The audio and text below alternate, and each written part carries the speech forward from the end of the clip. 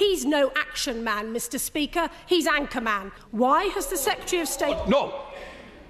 Please. I did give you a hint to come to an end, not to carry on fully. That is... No, it's not fair. That we didn't have last winter or the winter before, and that's no... Lila McAvoy! Thank you, Mr. Speaker, and may I congratulate all nominees and winners in the NHS Parliamentary Awards yesterday. They were richly deserved, and I think it was a very good example of the House coming together to celebrate those who work so hard in our health service and social care services. In the last 5 weeks, I have asked the right honourable gentleman 29 questions at this dispatch box, yet he's managed to answer only one. For the rest, he's tried to bluster his way out of his own policy decisions, as indeed we've seen this morning. So let's try again. Which is the first week that his promised 40,000 more appointments will be delivered? Thursday.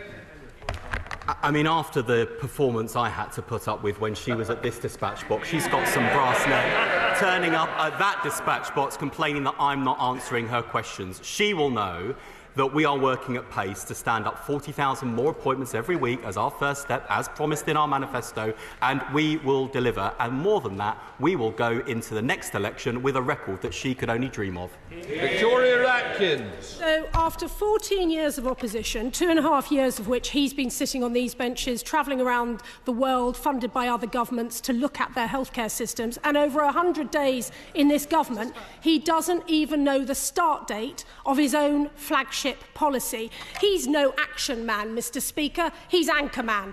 But let's deal with Labour's cruel decision. After Labour's cruel decision to slash winter fuel payments, which will add pressure not only to patients but also to the NHS.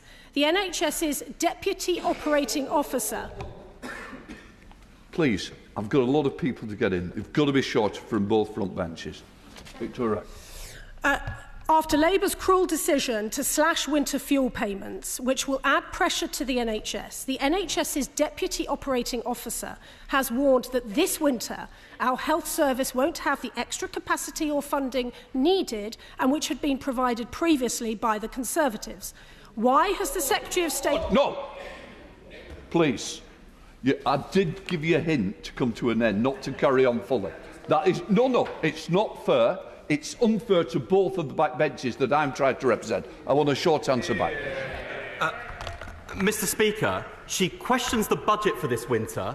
It was a budget set by her government. So is this finally an admission of failure on the part of the Shadow Secretary of State? And I'll tell her something else we'll have this winter that we didn't have last winter or the winter before, and that's no...